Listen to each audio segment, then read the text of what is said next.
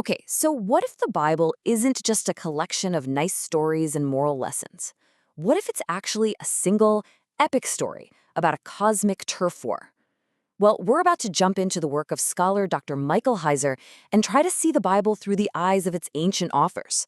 And let me tell you, it is way stranger and way more incredible than you've probably ever imagined. So, let's kick things off with Heiser's golden rule. His whole idea was that the parts of the Bible that make us kind of scratch our heads, the giants, the bizarre visions, all the weird laws, they aren't mistakes. They're not just filler. They're basically giant flashing neon signs pointing us to the real story, the deep story happening underneath it all. So, this is the big question for us today. What happens when we stop trying to explain away the weird parts and instead use them like a key? Well, it turns out they unlock this hidden cosmic narrative that ties everything together, from the first page of Genesis to the last page of Revelation. All right, to understand the conflict, we have to start at the very beginning. We need to see what the original blueprint for the cosmos looked like. Because in the ancient Israelite worldview, the universe was buzzing with a whole cast of characters in the unseen spiritual realm. Okay, first things first, we've got to get this one word right, Elohim. Now, we usually think of it as just another name for God, right? But in Hebrew, it's really more of a category. Think of it like a job title, resident of the spiritual world. Yahweh, the God of Israel, is an Elohim, for sure. But guess what? So are angels. So are demons. Getting this is like the first crucial step to unlocking this whole worldview. So here's how the org chart was supposed to work. At the very top, you've got Yahweh, the Most High God. He's in a class all by himself. He presides over what the Bible calls a divine council. Think of it like a heavenly board of directors, made up of these lesser Elohim, who are also called the sons of God. And then there's us, humanity, created to be God's partners, his imagers, ruling the physical world on his behalf. And the place where all this came together was Eden. Seriously, Eden wasn't just some nice garden. It was the cosmic headquarters. It was the place where heaven and earth overlapped. This was God's command center for planet Earth, where the heavenly council and their human partners were supposed to work together in perfect harmony. But well, we all know that perfect order didn't last. And this is where the story takes a really dark turn. It wasn't just one mistake. It was a series of catastrophic rebellions that just completely shattered the harmony between heaven and earth. It all went down in 3 devastating acts. First up, the rebellion in Eden. A high-ranking member of the divine council shows up and convinces humanity to betray their partnership with God. Game over, they're exiled.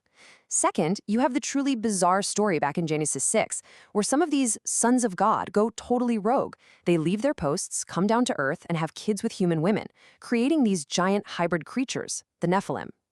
And third, the Tower of Babel, where all of humanity bands together to try and storm the heavens themselves. So after this third massive rebellion at Babel, God makes a really stunning decision. He basically divorces humanity. He disinherits all the nations of the world, pretty much saying, all right, you don't want me to be your God? Fine, go your own way. And this verse, especially this older version they found in the Dead Sea Scrolls, is the absolute linchpin. It says that God assigned those disinherited nations to the authority of some of those lesser Elohim, the sons of God from his own council.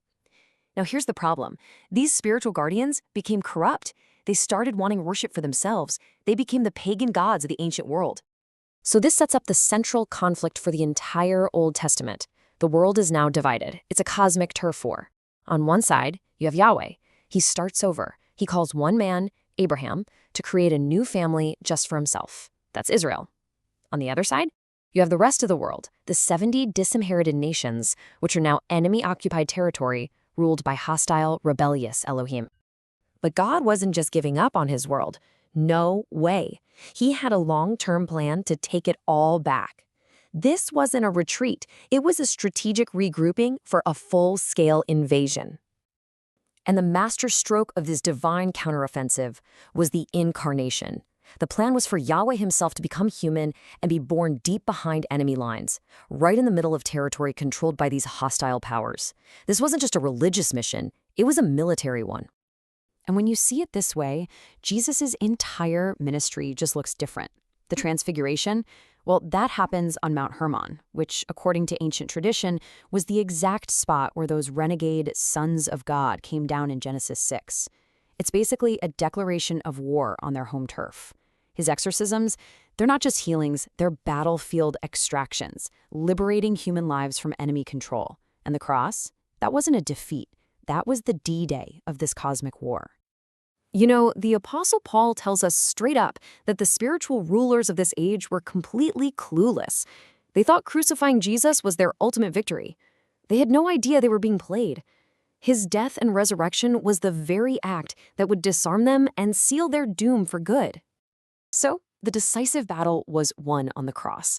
But the campaign to reclaim the lost territory, well, that was just getting started. And this is where the story pivots from an ancient conflict to our reality, right here and now. Check out the absolutely stunning symmetry between Babel and Pentecost. At Babel, humanity tried to climb up to heaven, and the result was confused languages and scattered nations. But at Pentecost, heaven comes down to humanity, and miraculously, that language confusion is reversed, and the process of reuniting the nations begins. It is a direct, point-for-point undoing of the curse of Babel. It's incredible. And this gives us a totally new way to understand the church. It's not just a building you go to on Sunday. In this cosmic worldview, the church is God's army. It's the forward operating base, a beachhead that's been established in enemy territory, tasked with carrying out this reclamation project. And this right here brings this giant cosmic story right down to a personal level. Believers are adopted into God's family. We actually inherit the title Sons of God, the very title once held by the members of the Divine Council. We become heirs, and we're tasked with reclaiming the nations. And our ultimate destiny? Get this. It's to one day replace those corrupt spiritual rulers, to literally judge angels and take our rightful place in God's restored divine human family. So we end right back where we started, with a question. If this worldview is true, if the Bible really is the story of a cosmic war for planet Earth, then that means you're not just a spectator reading a book. It means you're a soldier. You've been drafted into the family to help take back the world. And that, well, that changes everything.